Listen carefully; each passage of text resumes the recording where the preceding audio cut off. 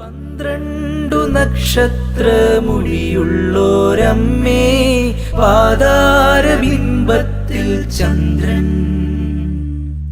12 നക്ഷത്രമുടിയുള്ളോരമ്മേ, പാതാരബിംബത്തിൽ ചന്ദ്രൻ. ദൈവതിരുനാമത്തിൽ മഹത്വം ഉണ്ടായിരിക്കട്ടെ. കർത്താവിൽ ഏറ്റവും അധികം സ്നേഹിക്കപ്പെടുന്നവരെ, പരിശുദ്ധ കന്യക മറിയമിന്റെ സ്വർഗാരോപണ തിരുനാളിനോടനുബന്ധിച്ച് 15 ദിവസങ്ങൾ പ്രത്യേകമായും നാം അമ്മയുടെ ജീവിതം അടുത്തറിയാൻ ശ്രമിക്കുകയാണ്.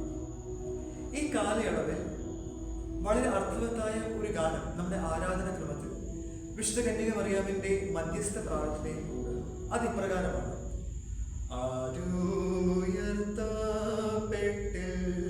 ഇതുപോലതിനാൽ സ്പഷ്ടം മറിയാമേ പോൽ ആരും താഴ്ത്തപ്പെട്ടിട്ടില്ല.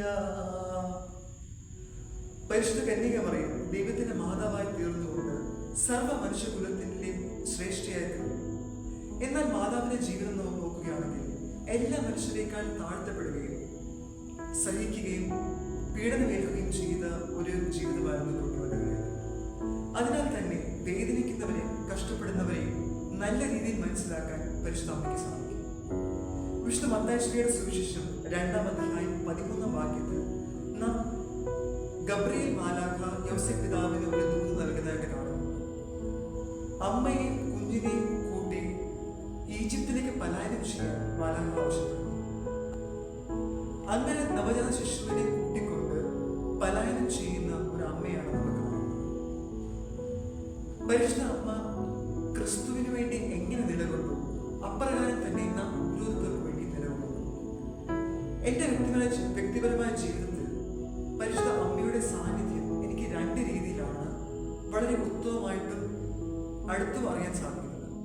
ഒന്ന്, സംരക്ഷണമേകുന്ന അമ്മ; 2, സാന്ത്വന പകരുന്ന അമ്മ. ശൈശവപ്രായം മുതലേ യേശുവിന് സംരക്ഷണവും കാവലും ഏകിയ പ്രകാരം മാതാവ് നമുക്ക് ഓരോരുത്തർക്കും സംരക്ഷണവും കാവലും ഏകുന്നു. എന്നാൽ നമ്മുടെ ചില ജീവിത സാഹചര്യങ്ങളിൽ നമ്മുടെ സഹനങ്ങൾ അനിവാര്യമായി വരുന്ന സമയങ്ങളിൽ മാതാവ് നമുക്ക് സാന്ത്വനമായി നിലകൊള്ളുന്നു.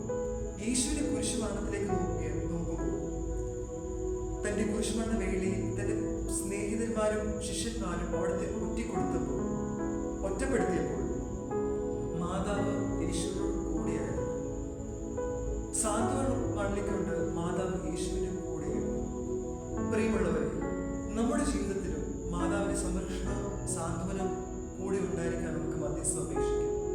പ്രത്യേകമായും നമ്മുടെ പ്രാർത്ഥനകൾ വയനാട്ടിലെ പ്രകൃതി ദുരന്തത്തിൽ അകപ്പെട്ട മനുഷ്യർക്കും അവരുടെ കുടുംബാംഗങ്ങൾക്കും വേണ്ടി പ്രാർത്ഥിക്കാം. മാതാവിന്റെ സംരക്ഷണവും സാന്ത്വനവും അവർക്കും അനുഭവമേ വേദ്യമാകട്ടെ എന്ന് പ്രാർത്ഥിച്ചുകൊണ്ട് ദൈവം നമ്മളെല്ലാം സമൃദ്ധമായി അനുഗ്രഹിക്കട്ടെ. സൂര്യവസ്ത്രം നീ അണിഞ്ഞിരിക്കുന്നു, സൂര്യനെക്കാളും നീ തേജസ്വിനി. സൂര്യവസ്ത്രം നീ അണിഞ്ഞിരിക്കുന്നു, സൂര്യനെക്കാളും നീ തേജസ്വിനി.